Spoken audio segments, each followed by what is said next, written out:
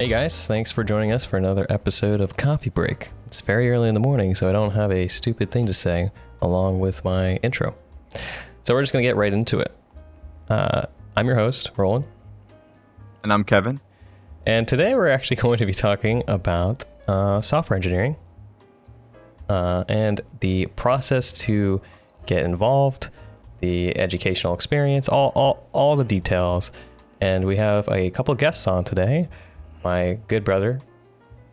I don't know why I said good brother. My brother. My brother, Robin. And my very good friend, Josh. Introduce yourselves, guys. Hey, I'm Robin. And I'm Josh. Wonderful. Very good. It is early in the morning. We are recording this way earlier than we usually do. But it actually is nice because now we get to talk about our morning coffee and I get to show you my morning mug. With the little, That's a nice mug. yeah. And I use this mug every morning. This was a gift from my mom because I actually used to use this when I was living with my parents every single day.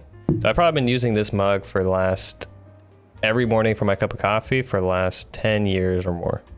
Wow. Is that the one you showed me when I was over there? Yeah. I swear that's a different mug. No, Those I are think- palm trees and flamingos. It's a flamingo with some palm trees in the back. And as to what I'm drinking this morning, actually, Robin got a new bag of coffee beans from Costco when he went, and gave me those to try, and I took a picture just for this moment. Oh, nice. It's prepared. It's called the Canaloa blend at Costco. I usually get the Colombian blend, but Canaloa blend, and it's a medium roast coffee.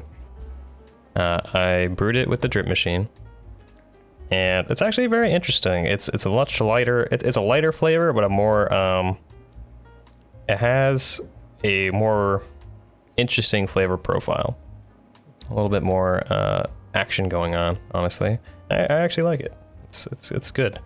Not as strong as the Colombian, but I'm not good enough at tasting coffee yet to actually describe the keynotes to it. So one day. What's coffee your smell. rating? Rating? I would say honestly, a 7 out of 10. Yeah, I like it. It's a nice variety pick. Yeah. Yeah. What about you, Kevin? What are you drinking? Today I made myself a red eye. I used the espresso machine. Kept it Espresso. simple. Espresso machine. And yeah, I'm still waiting to buy filters to use the drip coffee machine that I now have. Just sitting in my kitchen. All right, and how about you, Josh? What are you drinking? I have a oat milk cappuccino. Oh, I think you're the fanciest one right now out of all four of us.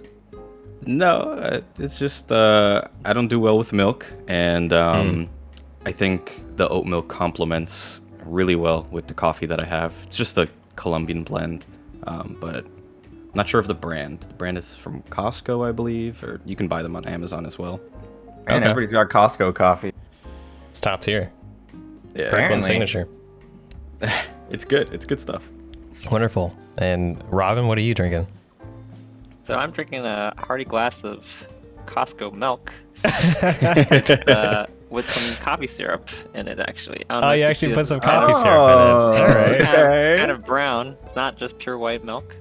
So I'm getting a bit of coffee as well. I think How you might is be it? the fanciest. How's the coffee syrup? I can definitely taste coffee. It's a little sweet, I would say, for my taste. So it's like I'm drinking like a dessert for breakfast here, but it's okay. It's still Now, coffee based. now, is it like the chocolate syrup? Like you have to stir it with a Yeah, spoon? It's basically okay. chocolate syrup. I started with a coffee Shocky milk. But yeah. It's really the same thing though. All right, so let me give everyone some context here on why Robin and Josh have joined us today. So Robin here is actually in his journey in being a software engineer. He is well accredited, and he has his degree. He's worked at Microsoft. He's now working for a new startup. He's worked at Lockheed Martin.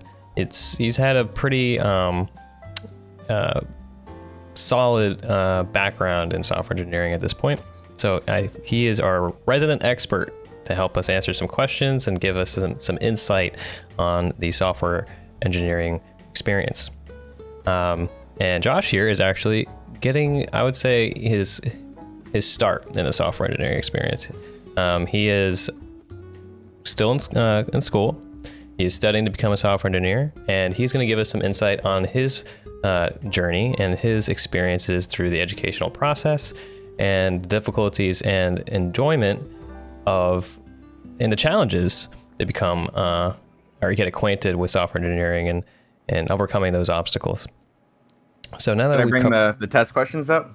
Yeah, Like, yeah, this is the and part we for also Josh. have a surprise tester, Josh, at the end of the. Good thing Before I we canceled leave all my today. plans yesterday and just studied for the test. That's good.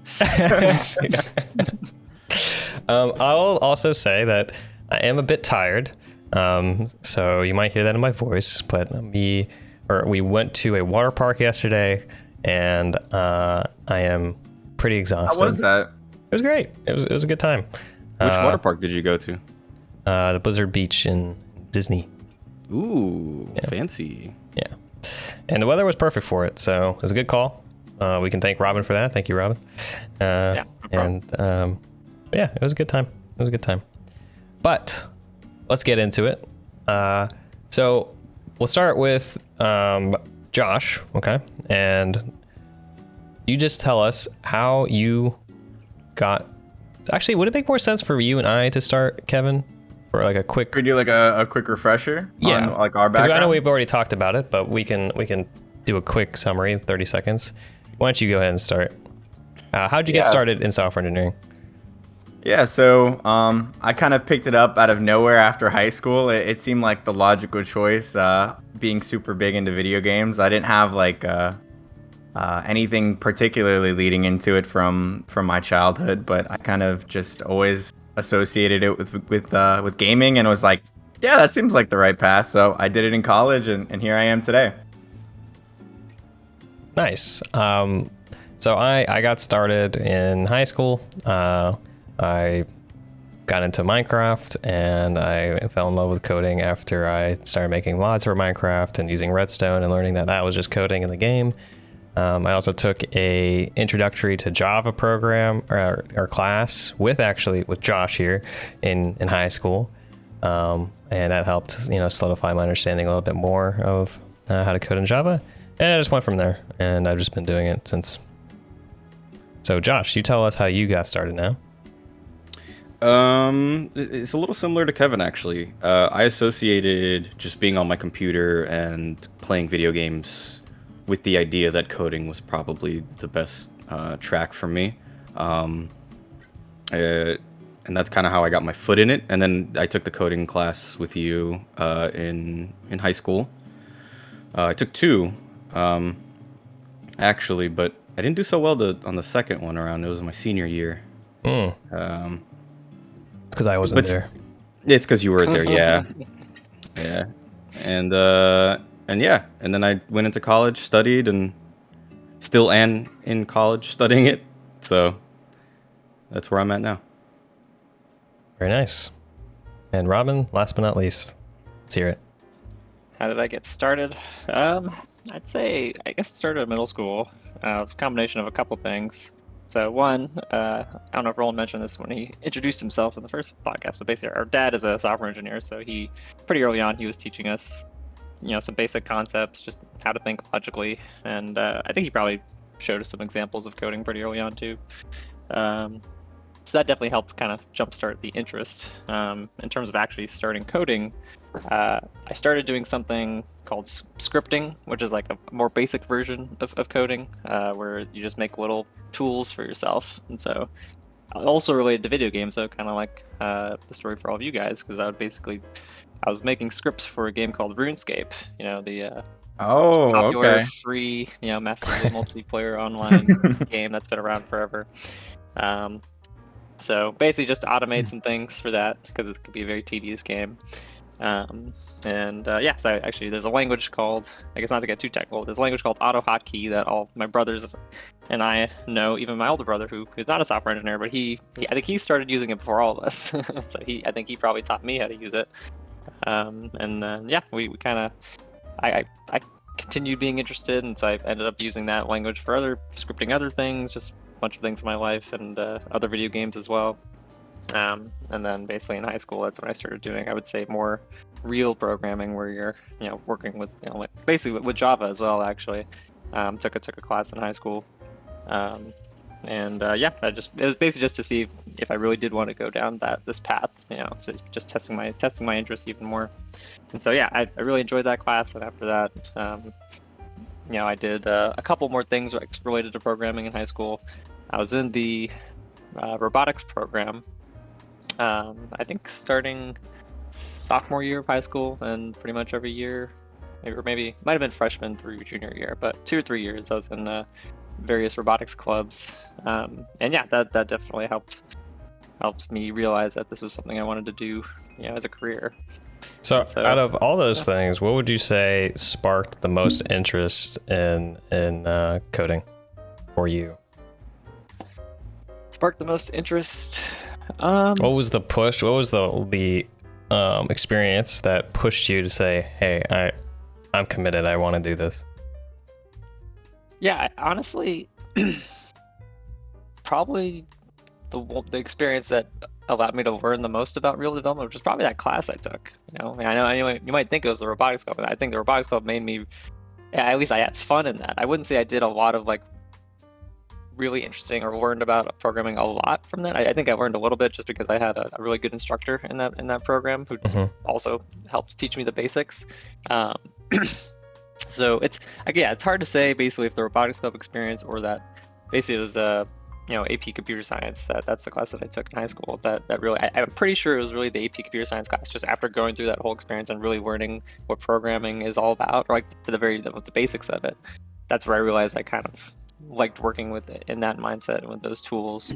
And then the robotics, I'd say, just kind of reinforced it, just because it was just a cool application of programming, even though there was a lot of other stuff that you had to do in that program as well. But right, yeah, no, actually, Josh and I also took the AP computer science class. I forgot it was an AP class. Where was this in my high school, man? I didn't have any of this.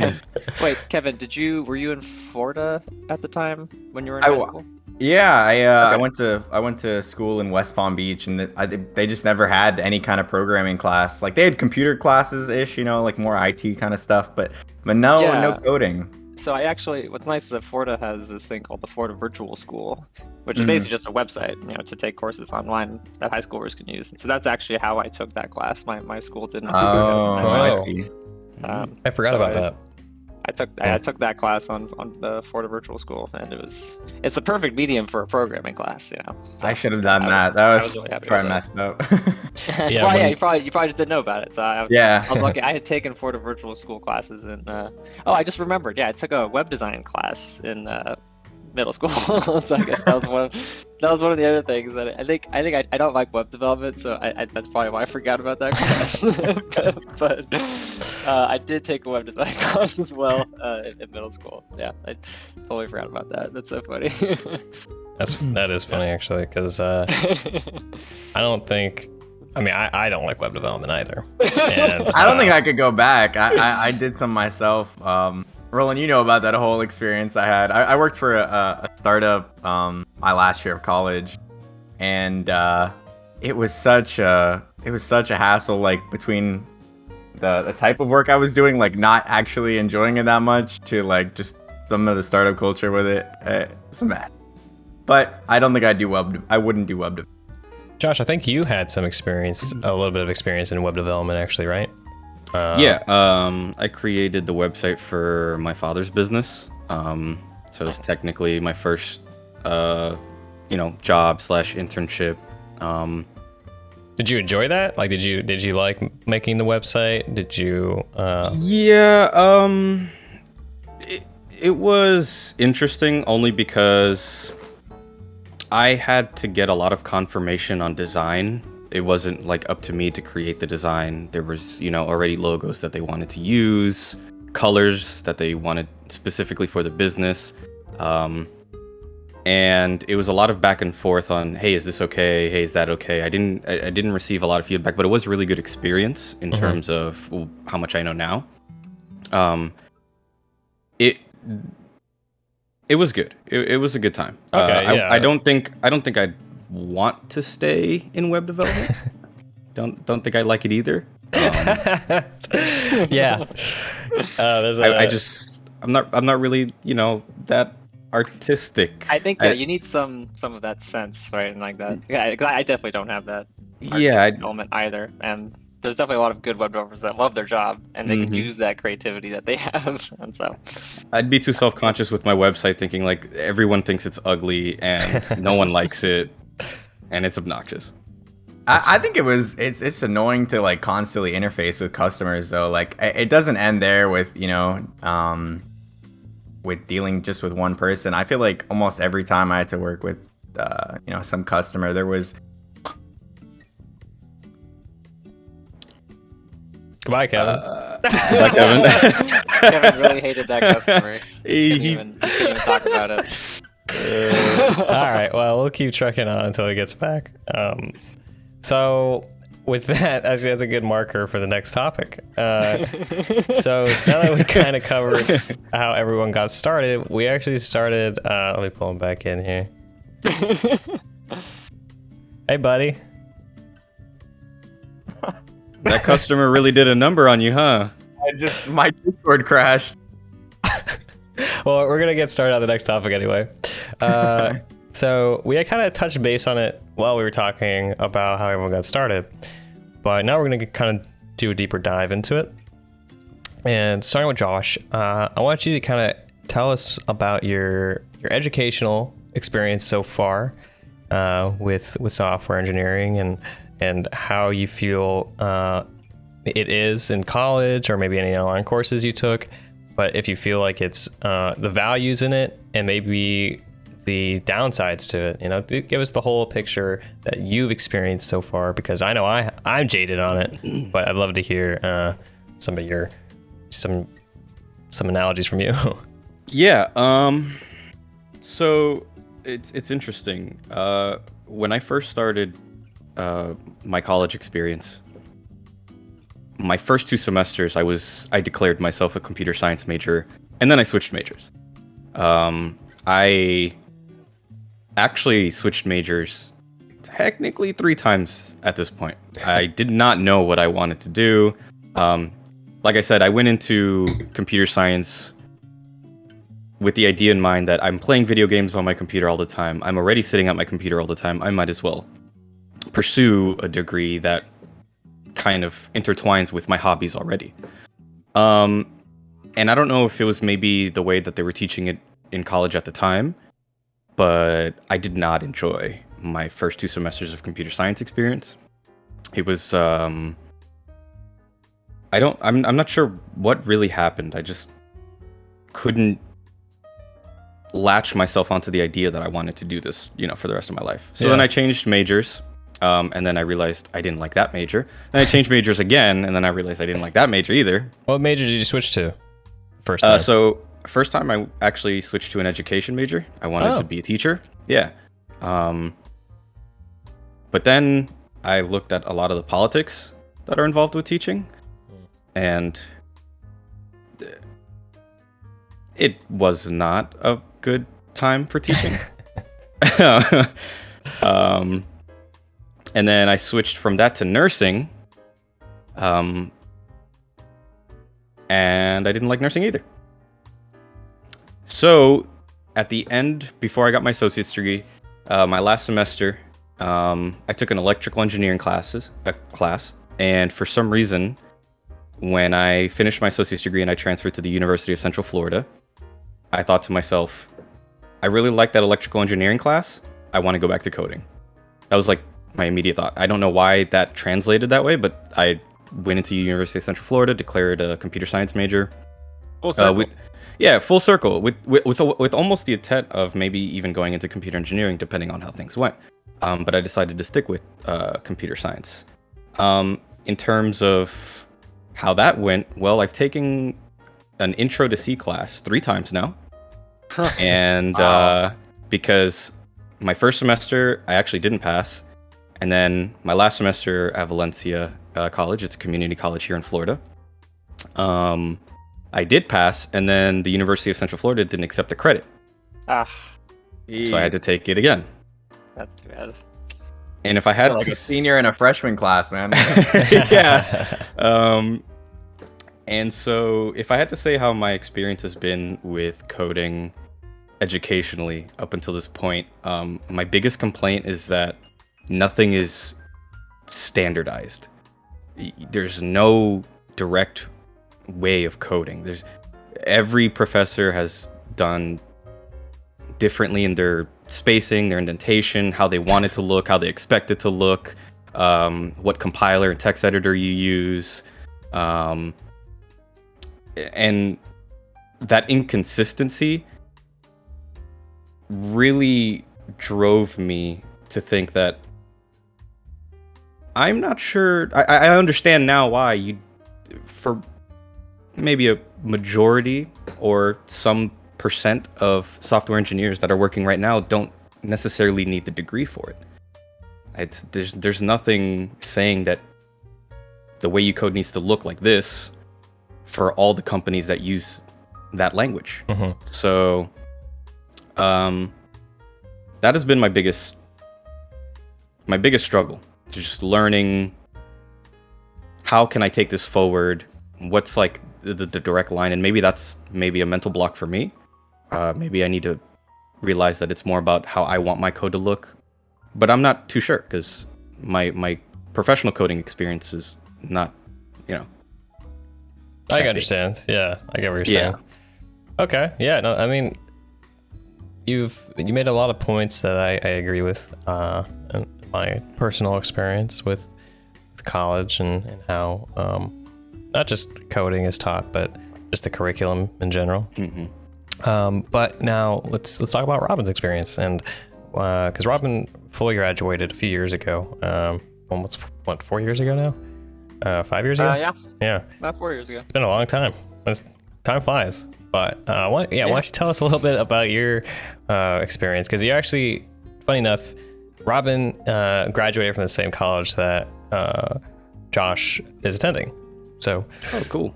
So their experiences should have some kind of baseline here in Hopefully. commonality. Or maybe. Yeah. Yeah, assuming like not all my professors just quit the day after I graduated. Yeah. So basically, you're asking like how my college experience was and learning about coding. Yeah, and maybe tell us how valuable it was in your career. Yeah, good questions. Yeah, so I'd say my track through college was more linear, I think, than Josh. I was just lucky in that regard that I kind of was. I think I basically through high school I'd been doing a decent amount of programming, so I'd already kind of known this is what I want to do. So, and I think I had a lucky start to it, I guess, because I took Intro to C, the first semester of college, and my professor was cool because basically he knew there were going to be a bunch of students in the class that already knew how to code, even if they didn't necessarily know how to code in C. Like they knew pretty much all of the basic concepts that he would be teaching in the class. So I think the first week of class, he's like, by the way, guys, like if there's anyone here who feels like they pretty much know everything in this course, you can just do this project for the entire semester. I will just give you this project, and this will be the class. You don't have to take any of the quizzes. That's nice. I don't even know if we had to take any of the tests, honestly. I don't remember. I mean, we might have, but because he had pop quizzes and stuff in class to make sure people were attending. He basically said, you don't have to come to class. You can just do this project the entire semester and just turn it in at the end. That'll be your grade, basically. And so I went with that approach. Like I just took a chance. I'm like, I think I know, because I looked at the rubric curriculum. I'm like, I think I know most of this stuff, and the stuff I don't know, I think I can just read from our textbook. And yeah, I went with that approach, and that was a really cool project. And I was really happy with it at the end. And so the fact that I had that option rather than having to basically go through the entire class learning stuff that I thought that I pretty much already knew and just had the freedom to, that freedom to do that. That was a pretty cool way, I think, to start my experience at UCF. And that's just also how I learned that I really prefer project-based classes over like the typical structure of quizzes and tests. And so basically after that semester, I was like, all right, yeah, I'll just stick with this. Again, computer science seems like the way to go. And I'd say after that semester, that's when I started realizing that basically just the quality of professors is just a real gamble, and that was probably my biggest gripe with the experience of going through UCF, where there were some professors that were just amazing, that like you could tell they were passionate about their jobs, that they actually knew what they were talking about. And even if like some of them had like real industry experience, which was good, but even if they didn't, like if they at least knew the concepts and could teach them in a way that people could understand, that was valuable, I think, and that was really all that was needed. And so, for example, I'll just throw some names out, even though I know anyone listening probably wouldn't know these names. Like Arup Guha, for example, he's a really cool professor at UCF who knows a lot and really cares about teaching. So I had him, I think, maybe for 2 classes, at least for 1 class later on at UCF. Like he actually teaches a class that prepares you for programming interviews. Like the whole class is basically just teaching you about like I guess in the class context is more about programming contests and basically doing those types of problems, but those problems can be pretty similar to the types of problems that interviewers ask. So that was really good prep for just getting a job really after graduating. I said that sounds like a great class. I wish that we had something that was offered like that. It was definitely more practical than some of the other classes in the computer science program. But then there. Don't. By the way, just a quick note: don't name any of the professors that you didn't like. Yeah, sure. I'm not, I would, yeah. I'm just gonna say there were some other professors that, like I felt like they were only hired because maybe they worked in the industry for some time, basically, but didn't really have an educational background, and so. Basically they're just like read off PowerPoints the entire class. Like there was even one who, like, they had also it was a project-based class, like half of it was project-based, but like they were just like saying, by the way, if you can't figure this out yourself, you could just download this already completed part of the project that I did for you, and you could just submit that. And it's like, what? Interesting. So there's basically a few professors like that who weren't really taking their job seriously, and I think really it caused it basically either demotivated students or it really so one interesting thing about the UCF program for computer science is that there's this thing called the foundations exam. I don't know if it still exists, but it did at my time, where basically at the 2-year mark all the computer science students have to take this test. So that's like the standardized test for computer science in UCF, and you can only proceed into the program like for year 3 and 4 if you pass that test.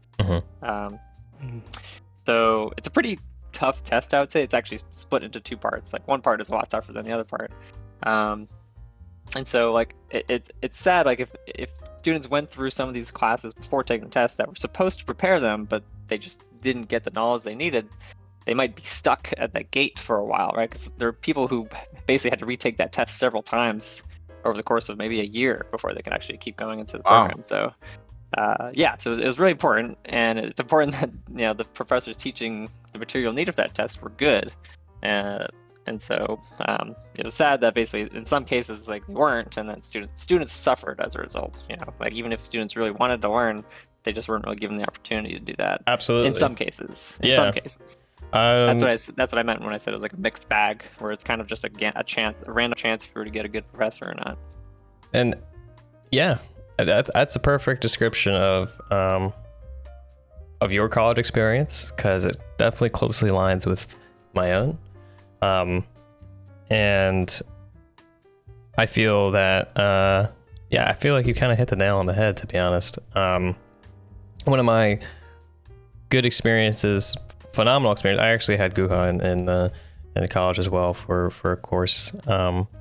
But just to let you know, I'm pretty sure they still have the foundation exam, but they have been trimming it down pretty significantly. I don't think it's nearly as difficult as when you took it. The pass rate was like 30%, I think. Yeah, I took it. they've been trimming Crazy. it down. Also, a quick fun fact: Guha actually wrote a textbook that's used in a lot of different curriculums. Not in UCF, I think, but in around the country. What? Yeah, Really? he's- That's yeah. awesome. I didn't know that. So That's cool. pretty sure it's him. Pretty sure.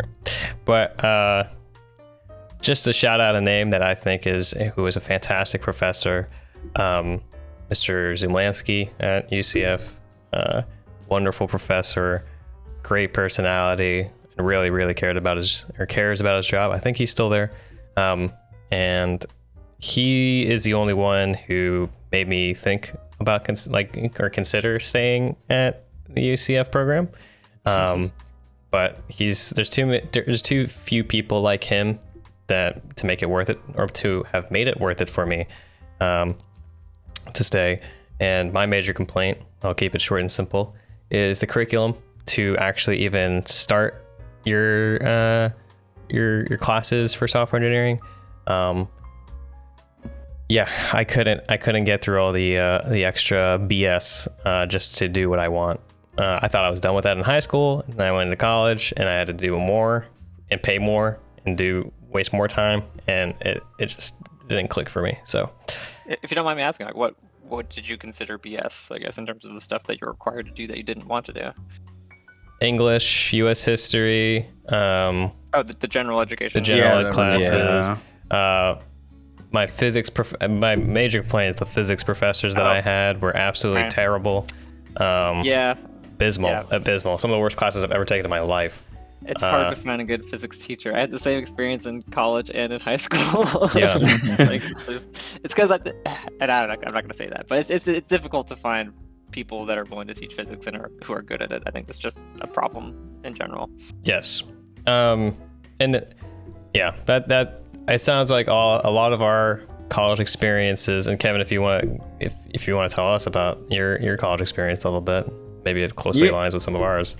Yeah, I did. The one thing, because I do have a really similar experience to you guys with hit or miss professors. I found myself self-learning a lot. I found the best information I ended up learning in college most of the time was just stuff I went and just learned on my own.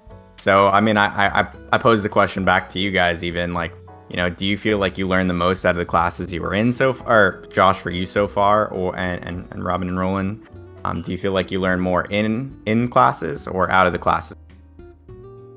Depends on the class for me. I think I learn better when I see someone who knows what they're talking about and can teach it very well.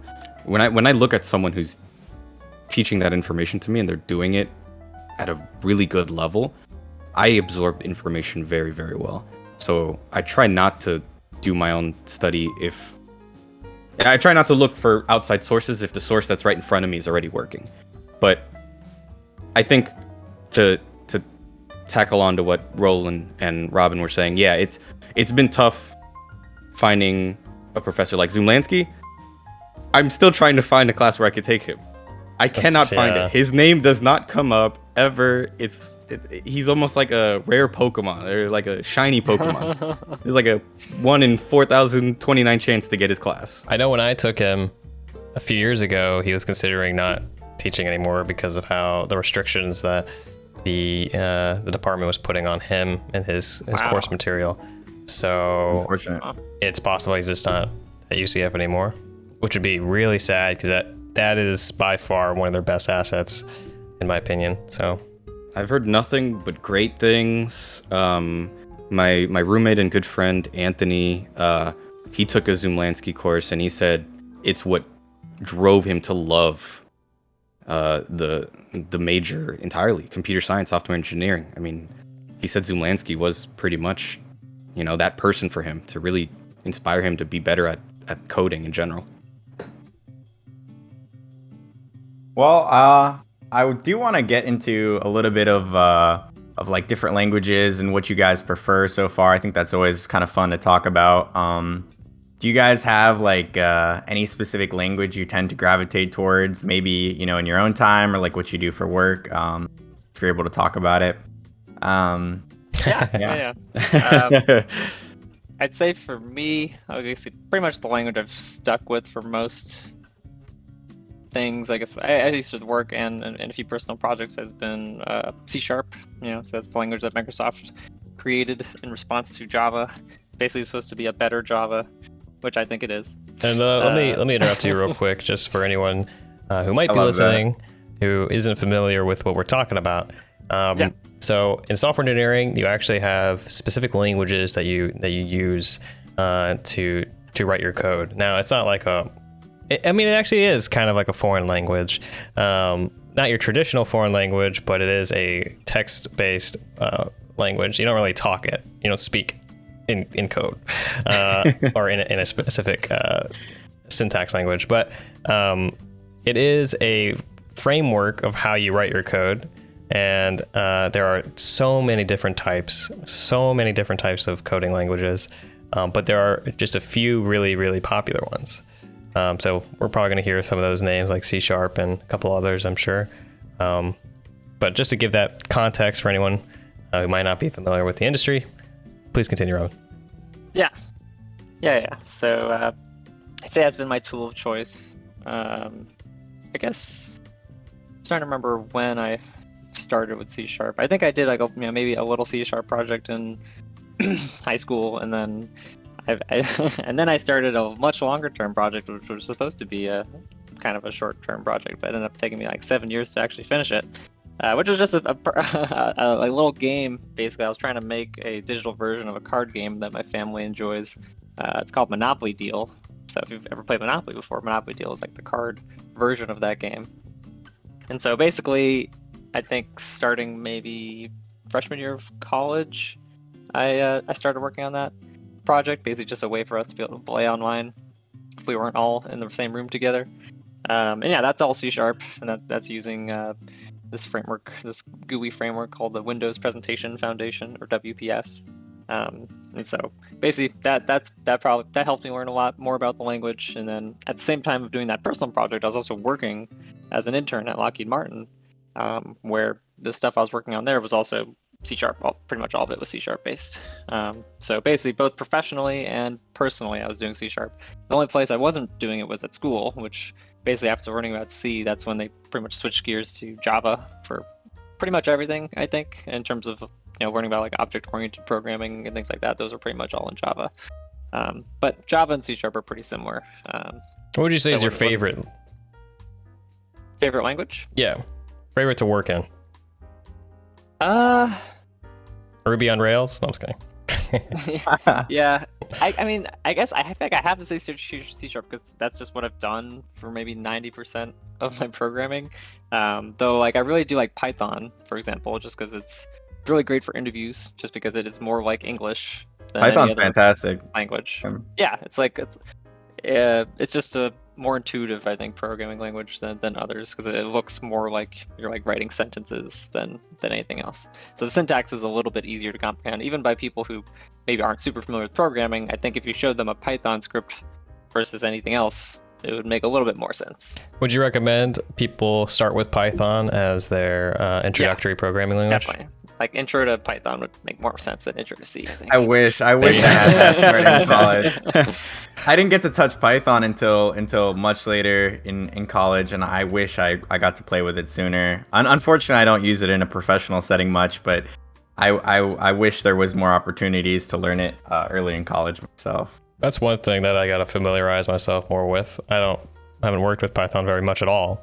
But Josh, let us know I don't know how much experience you have with playing with different languages. I know you've touched a few at this point. So what's your favorite? What do you prefer? Well, I'm used to C, having taken Intro to C about 3 times now. But yeah, so I actually just bought a course to teach me Python. It wasn't too expensive. It was on sale. So that's actually the next language that I really am looking forward to tackling, especially now hearing that it's something we should take as an introductory course. Something a little bit more practical that I think college doesn't, push onto their students instead. But I've worked with C++, jQuery, a little bit of JavaScript, not too much. over when I was working on the website development for my dad. So my foundations are very shaky with a lot of different languages. I know how to do very specific things. But yeah, I'm looking forward to Python a lot. I'm hoping that presents me with like a plethora of different opportunities and where I can go with it. I'm excited for it. So you'd say, based off your experience, because you also had to have some experience with Java. Mm-hmm. So Java is by far your favorite language, right? 100%. Yeah, 100%. Yeah, 100%. 100%. Love Yeah, Java. okay. Love Java. Why even 100%. debate? Yeah. Okay, cool. Yeah, no, it's good to hear insight on what everyone prefers and some of the different languages that everyone actually finds practical use for, especially in the industry. But since we're talking about that a little bit, I would love to know, because like I mentioned at the start of the podcast, Robin has just entered a new role at a very cool company. But I would love to hear what everyone's interests in the industry specifically are. Like, what would you love to work on? What are you hoping to work on in the future? And where do you see the industry leading you down the line? So actually, yeah, Robin, why don't you just tell us a little bit about those things? Yeah. Yeah, so you mentioned I'm in a startup right now. It's called Rec Room. So it's a video game startup, basically, where they've built a game that, at the core, the premise of it is that it allows the players themselves to build content for the game. So in the same vein as like Minecraft and Roblox, there's basically a few things that make Rec Room unique and basically give players a unique experience when making and playing these games. Yeah, at the core, it's basically it's more of a platform, I would say, than a game itself, and it's pretty cool. Like I guess what drew me to Rec Room was, I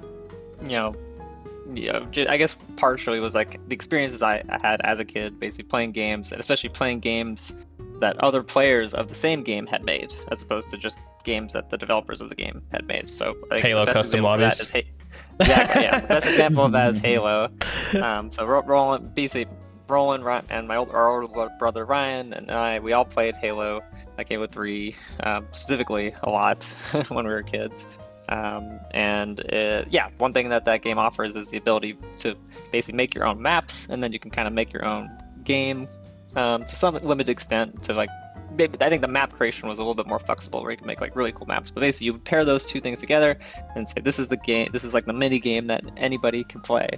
And there were some really, really cool mini games that people had made in that game, and those were honestly my fondest memories of that game, like the crazy content that other players had made. And so I just kind of remembered that, and I'm like, it'd be really cool, like when I was kind of looking for a new thing to do after Microsoft. I'm like, this seems like a cool opportunity, because it's like those are the type of experiences that I remember fondly as a kid when I was playing video games, and it'd be cool to basically be part of something that would enable kids to have the same type of experiences, just because I remember having such a good time. So I think Rec Room is basically that, but more. Like, there's so many more things you could do in Rec Room compared to that, and so it's just it's like the next iteration. And what's cool is Rec Room started out as a VR game too, and VR is just a really cool way, I think, to experience these types of games. It's multi-platform now, but it's a pretty cool. I think it's a pretty cool platform, and a lot of, again, it allows kids to basically really show off their creativity as well, and to build these cool experiences for other people. Do, like, somebody, like, for example, I don't know if any of you guys heard of the game The Stanley Parable, but basically somebody has recreated pretty much that entire game in Rec Room. That's great. So you basically play Stanley Parable in VR now if you want, because it exists in Rec Room. That's awesome. Yeah, That's cool. So, Okay. yeah. So, Kevin, I guess. Yeah. What about you?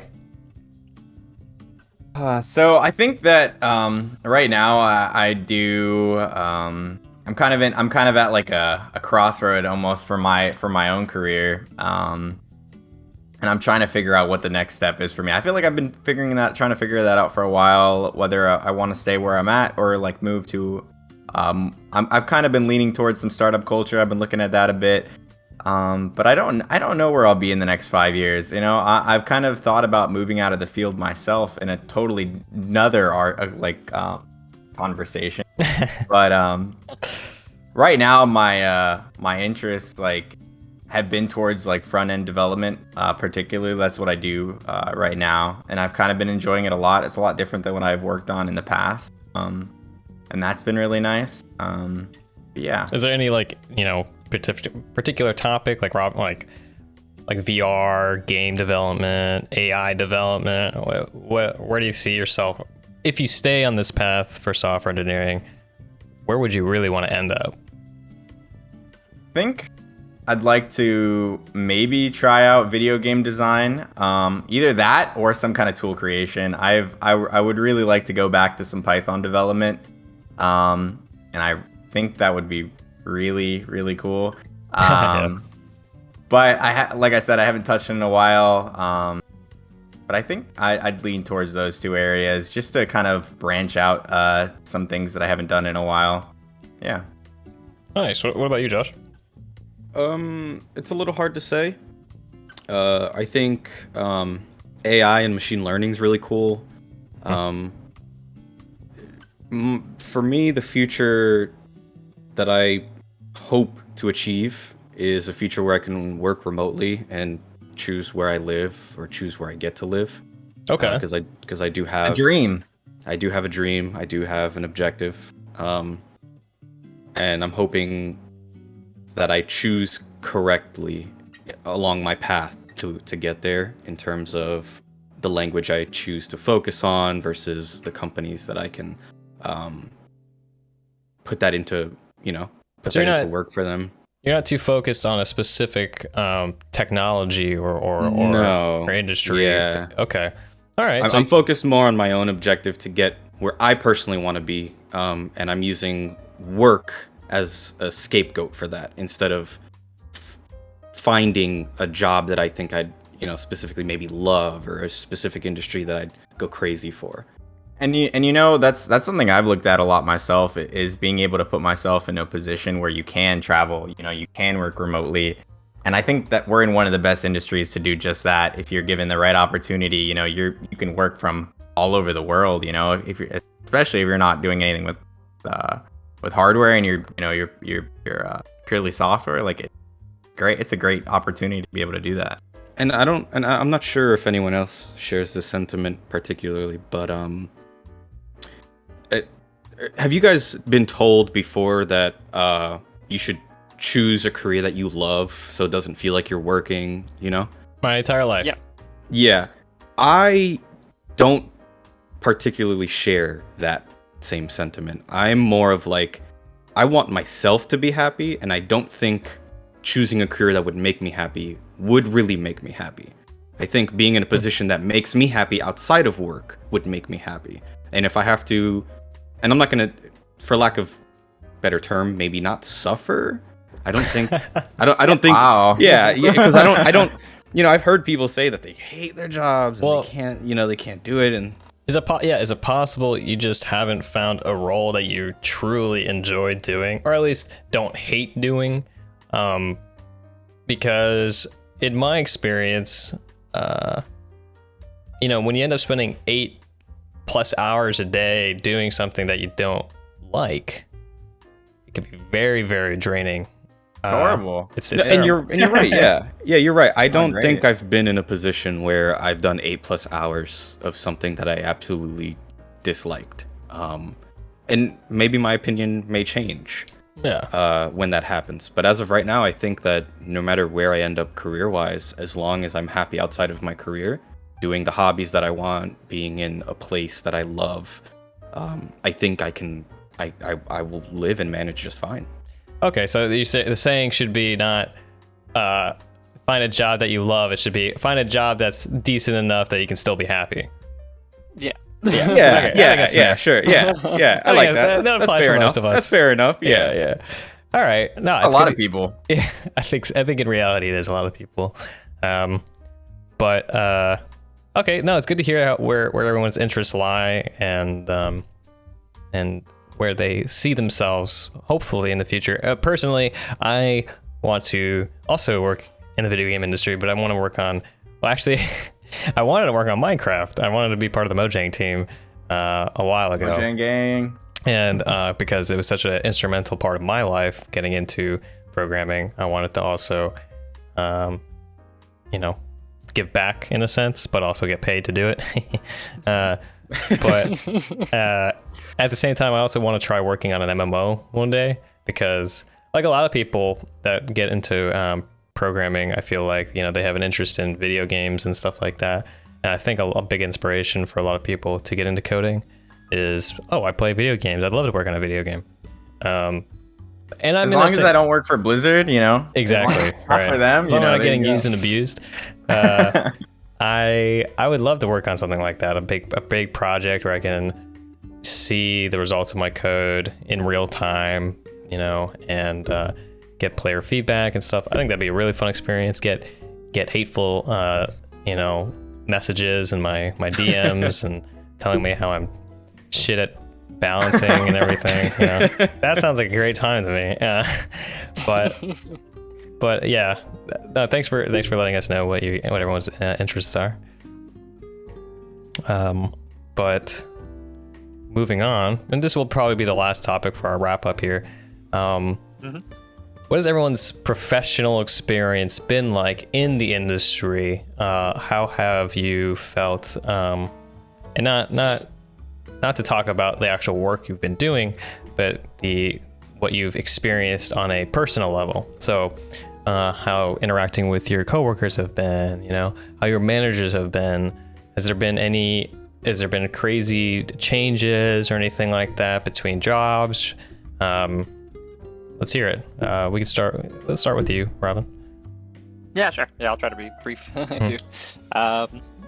So yeah, I'd say for the most part, I've been pretty lucky, at least in terms of the teams that I've been on. Just working with very friendly, cooperative people who've been, especially early on in your career when you don't really know what you're doing. Like, it's good to have people who are willing to teach you like the basics and kind of be patient when you need to ask questions about things, even if you might think they're stupid questions. Like, it's good to have good people around you, smart people who are willing to teach you what they know. And so I'd say for the most part, I've been surrounded by people like that, and I've made some like really good friends too, just being in that environment. Like at Lockheed, I have a really good friend that I've made from there, who he actually lives in Seattle now as well. And it's funny, he and I have actually had pretty much the same career path of going from like Lockheed to Microsoft, and now we're both at Rec Room.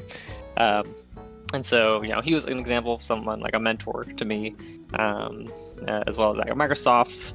Same thing. My first team, I'm very close friends with like the first few set of people that I met, who I would say were kind of in that mentorship role now. And even though we're not working together anymore, we still maintain like a really good relationship with each other. So I think that's really the most important thing. Managers, in terms of managers, I'd say really good managers and then more mediocre managers. And so it's actually kind of, I've kind of flip-flopped between. Really? Okay. Yeah. Yeah. Because like it's from a manager perspective, what you want is someone who really cares about you and your growth.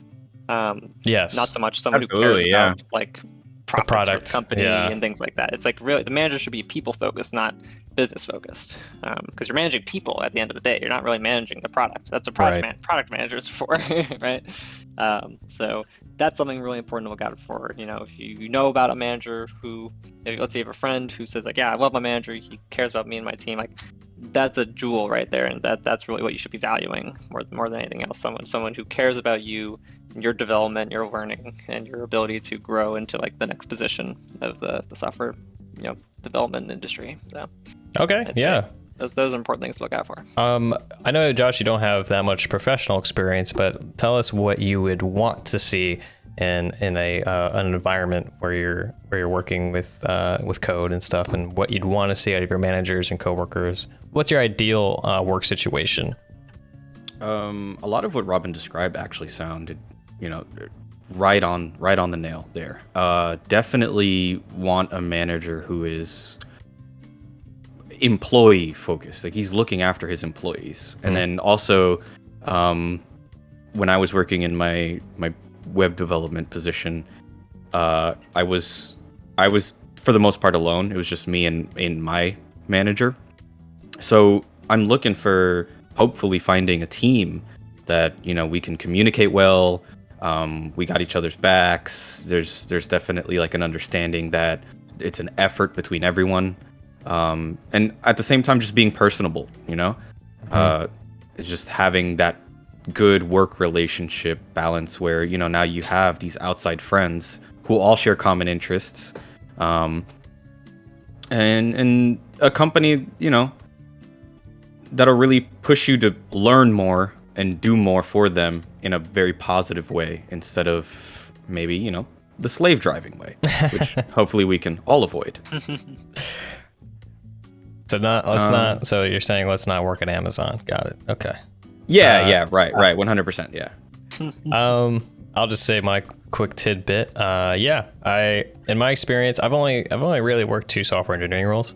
And my first one I was on a solo. I was all by myself, realistically, directly reporting to the product owner, manager, blah blah blah, whatever you want to say. And in my next position, I was really, really, really looking forward to working on a team, and so now I am. And I must say, like Robin described, having a manager that really tries to focus on the people rather than, in my experience so far, he really does try to focus on making sure everyone's doing well. He really pushes for everyone to take their vacations, and that the project will always be here when you get back, kind of thing. It's very nice. My coworkers have been very supportive because I'm definitely the junior in the role, and they've been very kind and helping me along with my silly questions at times. So, it exists, and this is a good step in the right direction in my opinion. So, but yeah, my experiences have been, or my aspirations in terms of finding a team and stuff like that, very closely aligned with yours, Josh. And I think I think people who haven't worked by themselves don't understand the value of having a team to support you or other people to work with like that. It makes a big difference. Yeah. Huge Really difference. 100%. Yeah. I've noticed that since I started working, because right now for the last like 2.5 years, I've been working at Lockheed myself, and I've noticed that both teams I worked on for different programs, like I've worked with some of the best people. Like it really makes it a pleasure to come in sometimes just to have personable people that you can have conversation with. And some of my best friends now have come from work. I hang out with them outside of work, and I don't mind seeing them at all. That work boundary is there sometimes, but not, doesn't always have to be. Like you definitely can make some great friendships from people at work. And I think that one of the most important things is being able to relate to people in your role. And it helps when there's a bigger team in some sense. But yeah, I also think that with some of the management, like it can be really hit or miss. Like, some people care just strictly on results, or some people want to really grow. I've been fortunate enough to have some really great managers that want to see that kind of growth and encourage it, and are able to give you some great steps forward on how to prove and really just have high visibility for the management side of things. So yeah, I've also really enjoyed that team aspect. Well, great. That's good to hear. And that pretty much wraps up time for us today. But Kevin, did you have anything you wanted to add? Yeah. So of course, the final segment. Josh, Robin, I want to know what your guys' favorite dinosaur is. Please enlighten us. But try to keep it brief. Oh, brief. Robin, I'll let you take the floor first on this one. Sure. I think I'll go with the classic Triceratops, because I think it's cool that there's a dinosaur that has a prefix, like a geometric prefix. All right. Okay. I like that.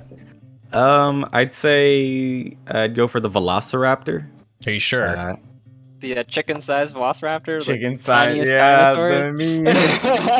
So I recently enlightened Kevin that the actual Velociraptor historically is the size of a chicken. It's not like what you see. It's not like what you see in Okay. the movies. We didn't know this. And then they have a cousin. There's a cousin that the movies and stuff are all based off of. That's a okay. bigger one. What is Okay. the cousin? Do we know the I- cousin's name? It's a very like I don't know that off the top of my head, but yeah, Well, that one. I'm gonna stay firm on my chicken choice. Okay. Okay. Imagine having, a gang of velociraptors at your disposal. There you go.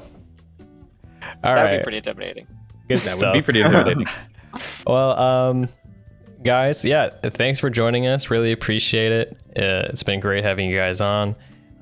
Anyone who's listening, if you guys always please leave a comment if you want to hear us talk about something else. But that's going to wrap it up for us today. Appreciate you joining us. Thanks for listening. And until next time, we hope that you'll join us on your next coffee break. Have a good one, guys.